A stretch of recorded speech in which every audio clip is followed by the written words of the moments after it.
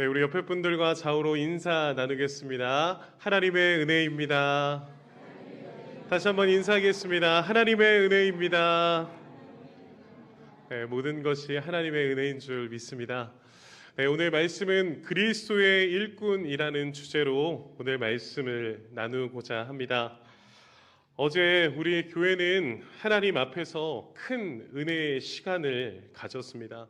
한 명의 목회자와 19명의 직분자가 새롭게 그리스도의 일꾼으로 세워졌습니다. 이 시간 한 가지 좀 묻겠습니다. 어제 임직한 분들 한번 손 한번 들어보시겠어요? 저도 손 들겠습니다. 네, 손 드셨습니까? 네, 손 내리시고요. 우리 임직한 분들, 저와 여러분들은 어떤 그리스도의 일꾼이 되시겠습니까? 어제 하나님 앞에 임직을 받으면서 그리스도의 일꾼으로 부름받은 저와 여러분들, 하나님 앞에서 어떤 그리스도의 일꾼이 되시겠습니까? 또 묻습니다. 현재 집사로, 권사로, 장로로 직분을 맡고 있는 분들 손 한번 또 들어보시겠습니까? 네. 새롭게 말고요. 여전히 나는 집사와 권사로, 장로로 직분을 맡고 있다. 네, 손 내리십시오. 여러분들에게도 한번 묻겠습니다. 여러분들은 어떤 그리스도의 일꾼으로 살아가고 계십니까? 나를 직분자로 부르시고 귀한 소명자로 불러주셨는데 그 소명 앞에 어떻게 살아가고 계십니까? 마지막으로 묻습니다. 이 시간 내가 하나님의 거룩한 자녀로, 하나님의 거룩한 백성으로 나는 살고 있다라고 믿음으로 고백하시는 분들은 또 손 한번 들어보시면 감사하겠습니다. 나는 거룩한 하나님의 자녀입니다 하시는 분들 손 한번 들어보시죠. 네, 다 드셨습니다. 손 내리십시오. 마지막으로 묻습니다. 우리는 하나님 앞에서 어떤 그리스도의 일꾼으로 살아가야 되겠습니까? 저는 오늘 이 그리스도의 일꾼이라는 질문을 가지고 함께 말씀을 나누고자 합니다. 저에게 있어서 이 그리스도의 일꾼이라는 말은 너무 중요한 말입니다. 제 목적과 제 목표를 가지고 살아갔었을 때 고등학교 2학년 때 이 그리스도의 일꾼이라고 하는 이 단어가 제 마음에 박혔습니다. 그때 우리 교회에서 중고등부를 지내고 있으며 YDTS라고 청소년 DTS를 받고 있었습니다. 근데 왜 그렇게 이 그리스도의 일꾼이라는 말이 마음에 박히는지, 저는 그때 체대 입시 운동을 하고 있었습니다. 요리도 하고 있었고요. 그래서 제의 목표는 돈을 버는 거였습니다. 세상에서 성공하는 것이 제 인생의 목적이었고 그것이 우리 부모님에게 가장 큰 기쁨을 드릴 수 있는 효도라고 생각했습니다. 그런데 이 그리스도의 일꾼이라는 이 단어가 제 인생을 바꿨습니다. 모든 것을 내려놓게 하셨고 그리스도의 일꾼으로 살으라는 하나님의 말씀 앞에 저는 목회자의 길로 가겠노라라고 다짐하며 달려갔습니다. 그렇게 15년을 달려갔습니다. 그리고 2017년 10월 17일 드디어 목사 안수를 받았습니다. 목사 안수 받기 전 10년 동안 대학교, 대학원을 다니며 또 강도사고시, 목사고시를 준비하면서 너무 힘들었습니다. 정말 열심히 달려가는데 쉽지 않더라고요. 이 길이 맞는 길인가? 나같이 부족한 자도 목사가 될 수 있을까? 갈수록 목회는 어렵다고 하는데 이 길 꼭 내가 걸어가야 하는가? 수많은 걱정과 근심 속에도 하나님께서는 제가 이 길을 걸어갈 수 있도록 붙들어 주셨고 마침내 목사가 되게 하셨습니다.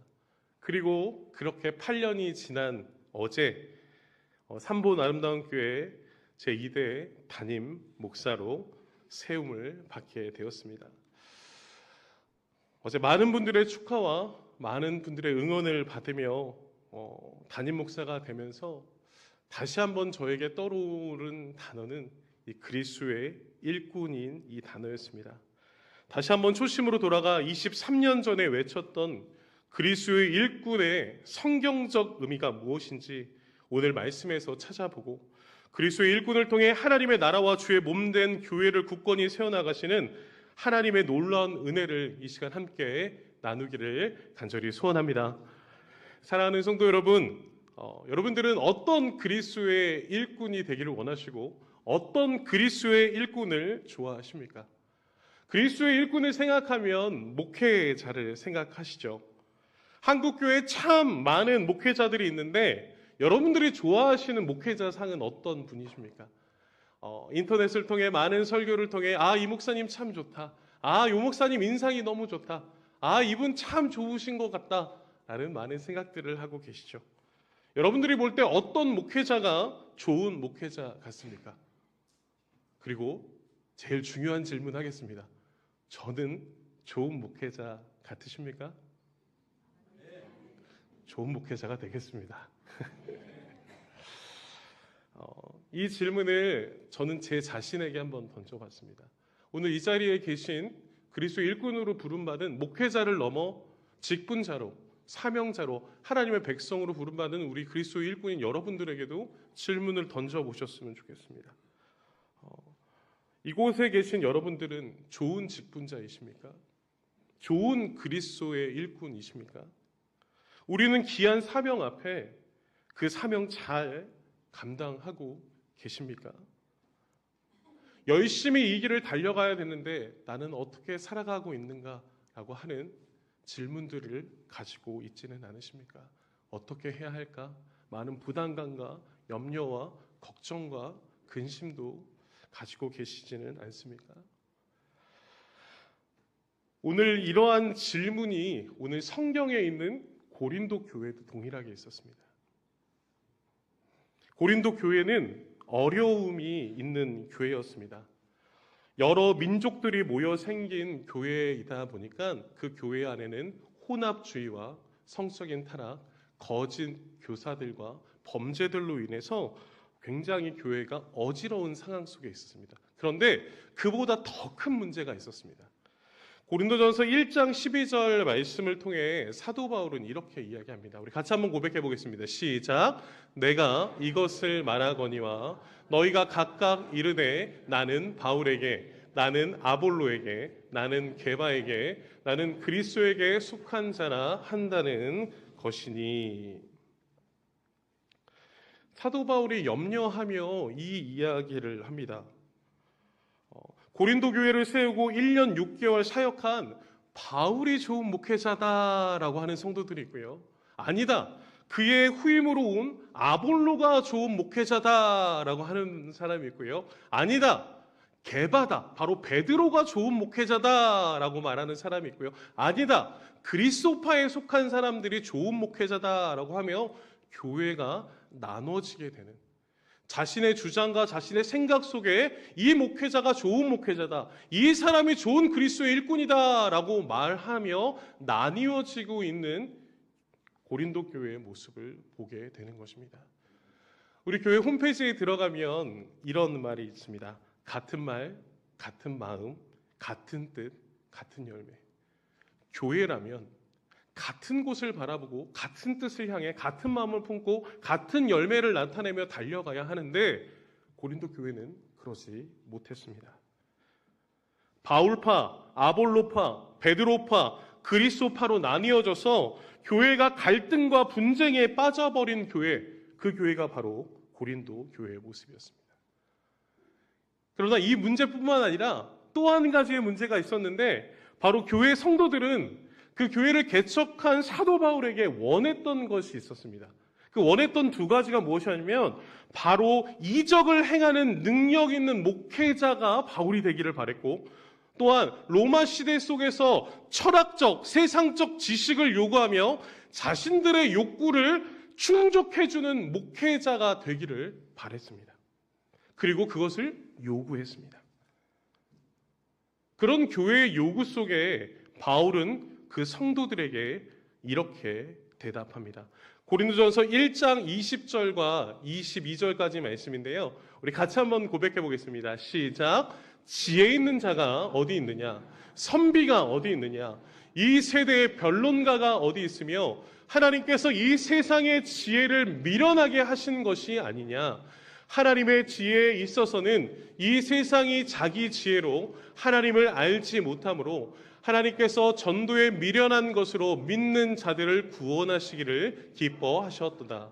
그래서 유대인은 표적을 구하고 헬라인은 지혜를 찾으나. 고린도 교회가 인간 중심의 영광의 신학 앞에 빠져있는 그 모습들 앞에 사도 바울은 이야기합니다. 지혜 있는 자가 어디 있냐?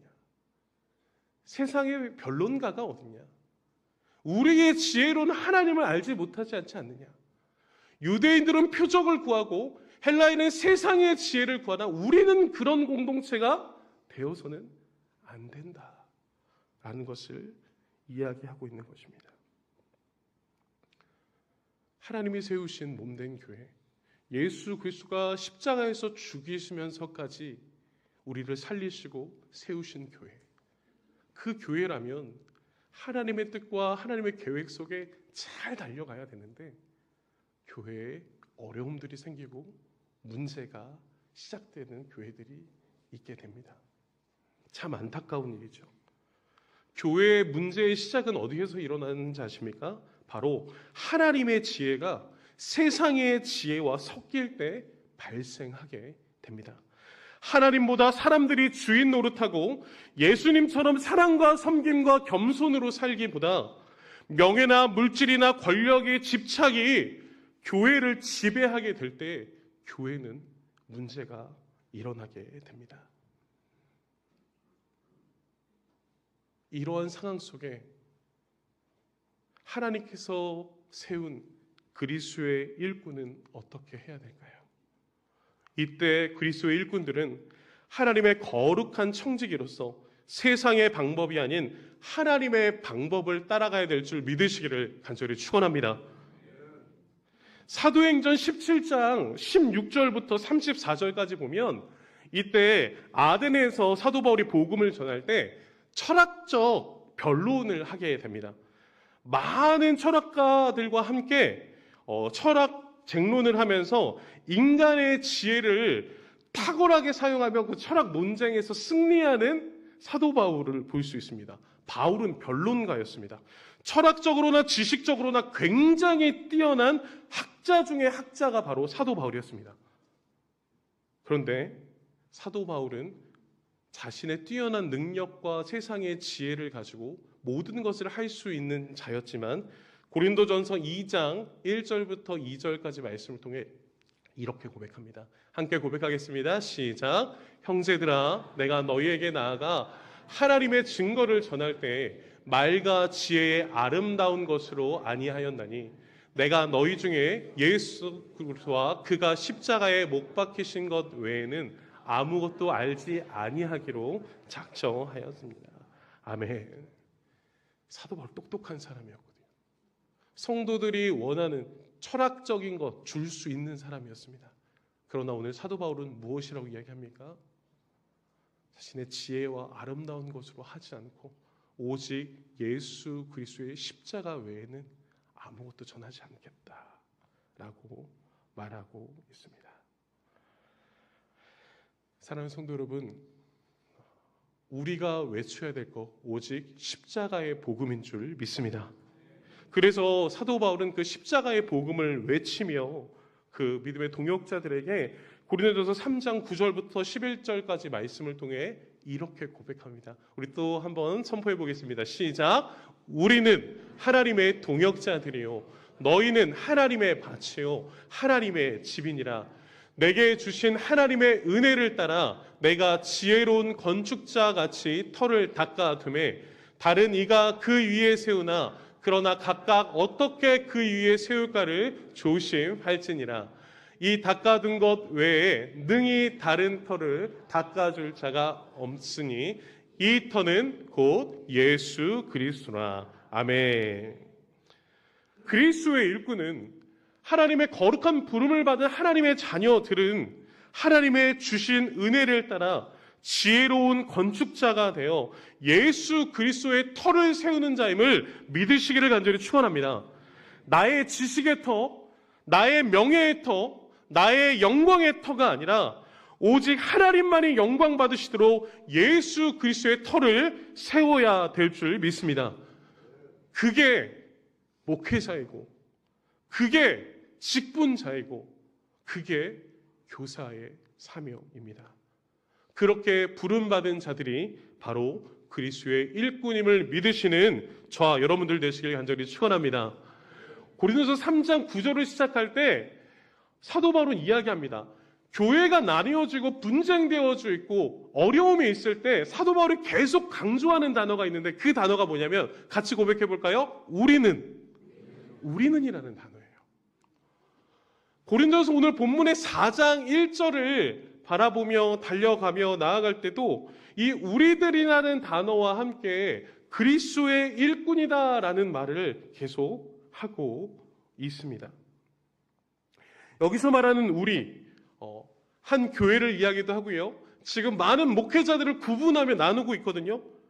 바울과 아볼로와 베드로와 그리스도파로 나눠져 있는 그 모습들 앞에 사도 바울이 이야기하는 것은 바로 뭐냐면 각각이 아니라 우리다. 예수 그리스도의 복음의 터를 세워나가는 동역자들이다라고 사도 바울은 선포하고 있습니다.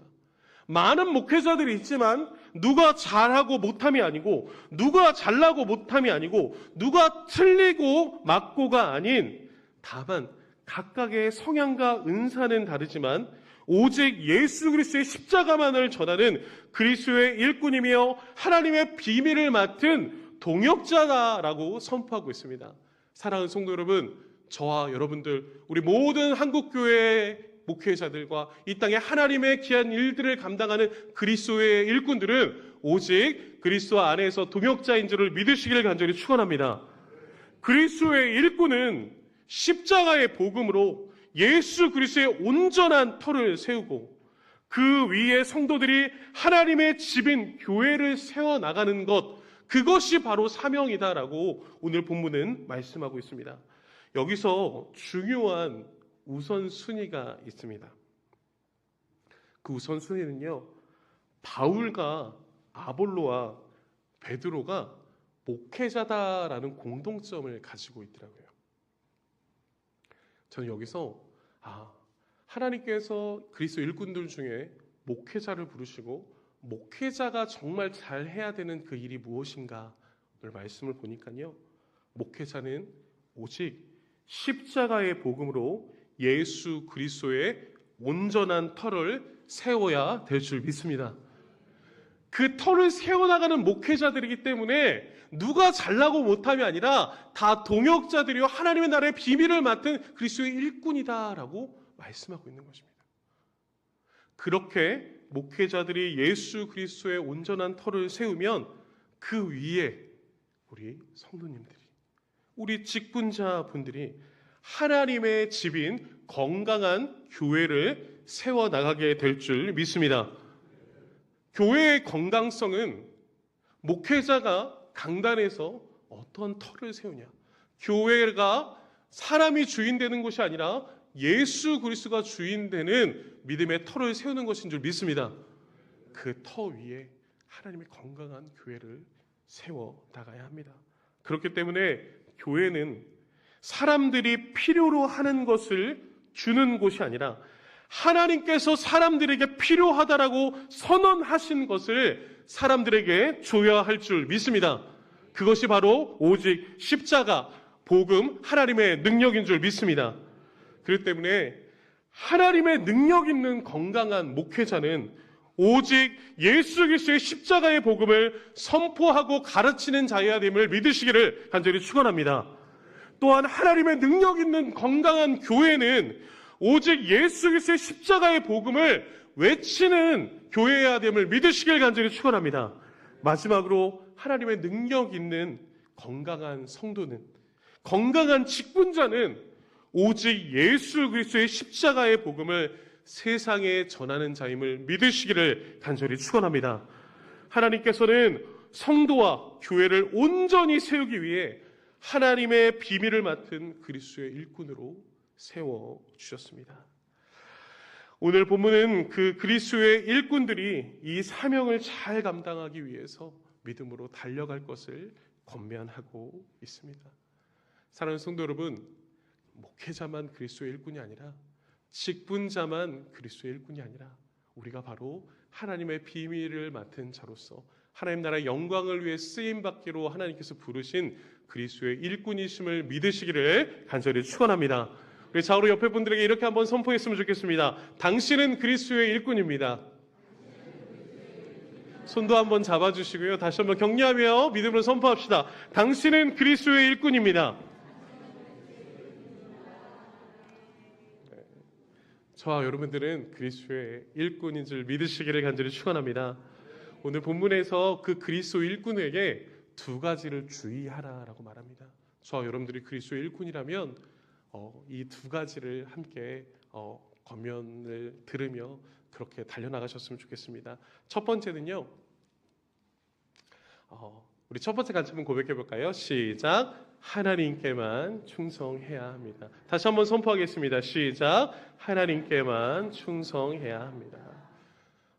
그리스도의 일꾼은 오직 하나님께만 충성해야 합니다. 오늘 본문 1절과 2절을 보면요, 여기서 그리스도의 일꾼이다라고 말하는 일꾼이라는 단어가 있습니다. 이 일꾼이라는 단어를 잘 들어보십시오. 이 일꾼이라는 단어는 헬라어로 히페레타스라는 단어에서 나옵니다. 이 히페레타스라는 단어의 뜻은 아랫것, 종이라는 뜻을 가지고 있습니다.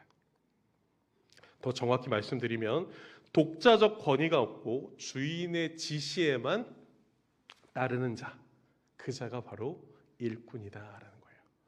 오직 예수 그리스도를 위해서 온전히 노예가 되는 것, 그것이 바로 일꾼이다라는 말입니다.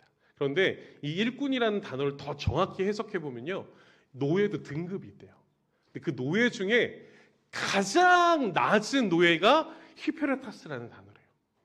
이 노예가 가장 낮은 노예가 하는 일이 있는데요, 그 노예가 하는 일이 바로 배를 몰 때 배의 밑창에서 노를 젓는 자, 제일 낮은 하급 노예가 히페레타스라고 말합니다. 어두컴컴한 곳에서 종을 치며 노 저으세요, 그럼 노 젓고요. 멈추세요, 멈추고요. 뒤로 저으세요, 그럼 뒤로 젓고요. 자신의 의지는 상관이 없습니다. 그냥 주인이 말하면 행하는 것, 그것이 바로 히페레타스라는 단어이더라고요. 그리스도를 위해 심부름하는 노예, 그것이 바로 그리스도의 일꾼이다라고 성경은 말합니다. 또 비밀을 맡은 자다라고 해서 청지기라는 이야기하죠. 우리 교회에서 가끔 청지기 사명을 감당해야 됩니다라는 말씀들을 나누지 않습니까? 여기서 말하는 청지기도 같은 뜻입니다. 독자적 권위 없이 주인의 지시대로 움직이며 그 사명을 감당하는 것, 그것이 바로 청지기입니다. 즉 자신들의 권리를 주장할 수 없다라는 겁니다. 그리스도의 일꾼과 이 비밀을 맡은 청지기들은 자신들의 권리를 주장할 수 없고, 그렇기 때문에 주인이신 하나님께만 충성하며 나아가야 된다라는 것을 오늘 본문은 말씀하고 있는 것입니다. 하나님의 나라의 비밀을 위해 그 십자가의 복음을 전하는 일에 충성하라라는 말입니다. 또 이 충성이라는 단어의 뜻은 피스토스라는 단어인데요, 이 피스토스라는 단어의 뜻은 하나님께 대한 신실함을 나타내는 단어입니다. 그래서 말과 마음과 행동이 일치하는 것, 이것이 바로 피스토스, 충성이라는 단어입니다. 노예로서 주인 대신 예수 그리스도 하나님의 앞에 순종하는 것, 이것이 바로 피스토스라는 단어이더라고요. 사랑하는 성도 여러분, 예수 그리스도의 십자가의 복음을 온전히 전하기 위해 하나님 앞에 먼저 충성하는 신실한 사명자가 되시길 간절히 축원합니다. 일꾼이 하나님의 노예의 신분이 아니라 자기 주권을 찾으려고 하나님에 대한 신실함을 잃어버렸었을 때 우리는 그리스도의 일꾼을 위한 사명자의 생명을 잃어버리게 됩니다. 그래서 저와 여러분들은 신실한 그리스도인이 될 수 있도록 오직 하나님께만 충성해야 될 줄 믿습니다. 하나님에 대한 신실함을 지켜나가시는 저와 여러분들 되시길 간절히 축원합니다. 그리고 함께 기도해 주십시오. 목회자가, 우리 직분자가, 우리 교사들이 우리의 사명자들이 사람을 두려워하지 않고 오직 그리스도를 바라보며 온전히 충성하며 그 일들을 감당해 나갈 수 있는 우리 삼분 아름답게 모든 성도님들 되시기를, 그것을 위해 기도해 주시는 저와 여러분들 되시기를 간절히 축원합니다. 그렇게 우리는 달려나가야 됩니다. 두 번째입니다. 우리 두 번째 같이 한번 고백해 볼까요? 시작. 하나님을 두려워해야 합니다. 네. 두 번째는 바로 하나님을 두려워해야 합니다. 오늘 3절부터 5절까지 말씀인데요. 오늘 3절부터 5절까지 말씀을 보면 사도 바울이 계속 고백하는 겁니다. 누가 좋은 목회자다, 누가 좋은 목회자다, 이 사람이 더 좋다, 이 사람이 더 좋다, 막 이렇게 서로 판단하며 이러니까 사도 바울이 이야기합니다. 나는 사람들에게 판단받는 것이 중요하지 않다. 이건 작은 일이다. 나도 내 자신을 판단하지 않는다. 나를 판단하는 이는 오직 누구밖에 없다라는 겁니까? 주님밖에 없다라는 겁니다. 그리고 하나님이 세상이 주는 칭찬이 아니라 오직 하나님이 나에게 줄 칭찬만을 나는 기대한다라고 말하고 있습니다. 사도 바울은 자신을 판단하는 성도들의 판단이 작은 것이라고 말하고 자기도 자신을 판단하지 않는다라고 말하는 이 모습 어때 보이십니까? 교만해 보이십니까? 그런데 이 말은 절대 사도 바울이 성도들의 말에 귀를 기울이지 않고 자신을 돌아보지 않는 꽉 막힌 교만한 목회자임을 말하는 것이 아닙니다. 이 뜻은 어떠한 것보다 가장 중요한 것은 사람의 판단이 아니라 하나님의 판단, 하나님의 뜻임을 고백하고 있는 것입니다. 사랑하는 성도 여러분, 그리스도의 일꾼의 사명은 사람을 만족시키는 일이 아니라 하나님의 일을 감당하는 청지기로서, 학급 노예로서 하나님을 만족시키는 것이 가장 큰 소명임을 믿으시길 간절히 축원합니다. 그렇기 때문에 사람의 판단과 만족에 초점을 두기보다 하나님의 판단과 만족에 초점을 맞추시며 믿음으로 달려가시는 우리 그리스도의 일꾼들 되시길 간절히 축원합니다. 그렇기 때문에 그리스도의 일꾼들은 하나님을 두려워하고 하나님 앞에 더욱더 친밀한 삶을 살아내셔야 합니다. 또한 성도들은 일꾼에 대한 판단과 비판보다는 하나님의 뜻을 세우며 하나님께 칭찬받는 사명자가 될 수 있도록 서로 기도해 주시고 격려해 주시는 우리 아름다운 동역자가 되어 주시기를 간절히 축원합니다. 이제 목사로 담임 목사가 되고 직분자로 직분을 받고 지금까지 많은 사명을 감당해 나가시면서 잘하나 지켜보자, 어떻게 할까 판단하자 하지 마시고 하나님의 나라와 영광을 위해서 아름다운 동역자가 되어 주시기를 간절히 축원합니다. 결론입니다. 하나님께 소명받고 23년을 달려와서 담임 목사가 되었습니다. 어제 너무 뿌듯하더라고요. 제가 뭐라고 저를 위해서 화환을 막 보내주시고, 어제 보셨죠? 부산에서 100명이 왔거든요. 자랑하는 겁니다. 너무 기쁘더라고요. 너무 감사하더라고요. 제가 뭐라고 새벽 5시에 출발했고 어제 9시에 도착했다고 연락이 왔습니다. 제가 뭐라고. 그리고 어제 다 정리를 하고 부모님께 다시 인사를 드리러 가고, 저희 어제 부모님 서운하셨거든요. 저희 아버지가 집에 들어가시면서 하신 말이 나는 이제 아들이 없다. 저희 아버지가 또 새로 생기셨거든요. 그러면서 하시는 말씀이 많은 분들이 격려해주고 칭찬해주면서 아들 잘 키웠다. 아들 잘 키웠다. 아들 너무 많이 커버렸죠. 네, 많이 잘 컸는데 젊은 나이에 담임 목사가 되면서 제가 제 안에 나 열심히 했지. 칭찬받을 만하네. 어깨가 으쓱 되더라고요. 그런데 23년 전에 하나님께서 저에게 부르신 그 뜻은 그리스도의 일꾼이라는 단어였습니다. 이 그리스도의 일꾼이라는 단어가 다시 보니까 학급 노예입니다. 제일 낮아지는 자리. 네. 담임 목사가 되었지만 가장 낮아져야 되는 자리. 직분자로 우리 장로님으로 권사님으로 안수 집사님으로 귀한 사명자로 받으셨지만 이전보다 더 낮아지는 자리. 그것이 바로 하나님의 뜻인 줄 믿습니다. 우리가 낮아져야 하나님이 높아지실 줄 믿습니다. 하나님께서 그렇게 우리가 필요하다라고 선언하셔서 하나님께서 우리에게 그리스도의 일꾼이라는 직분을 맡겨주셨습니다. 사랑하는 성도 여러분, 이 직분, 나의 영광, 세상의 영광으로 쓰지 마시고 오직 하나님의 영광의 도구로 쓰임 받으시기를 간절히 축원합니다. 그리고 힘들고 지칠 때, 내 교만함이 일어나기 시작할 때 오직 예수 그리스도의 십자가를 바라보십시오. 우리 예수 그리스도가 이 땅의 왕이셨지만 가장 낮은 자리, 십자가의 자리, 죄인의 자리, 죄인 중에 가장 끔찍하게 죽어야 되는 자리에 우리 예수님이 서셨습니다. 높아지지 마시고 낮아지시는 그리스도의 일꾼들 되시길 간절히 축원합니다. 그래서 우리 삼본 아름다운 교회가 하나님의 나라와 영광을 위해서 달려나가는 우리 교회가 되기를 간절히 축원합니다. 우리 교회는 반드시 그렇게 될 것입니다. 그 이유를 제가 어제 밤에 이렇게 묵상하며 말씀을 정리하며 보니까요, 우리 교회가 그렇게 세워졌더라고요.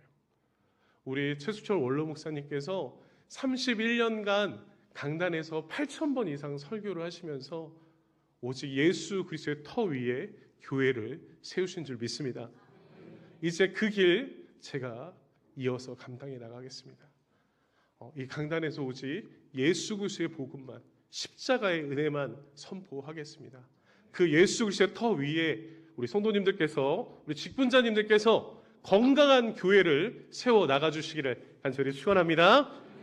우리 시간 함께 믿음으로 결단하며 찬양했으면 좋겠습니다.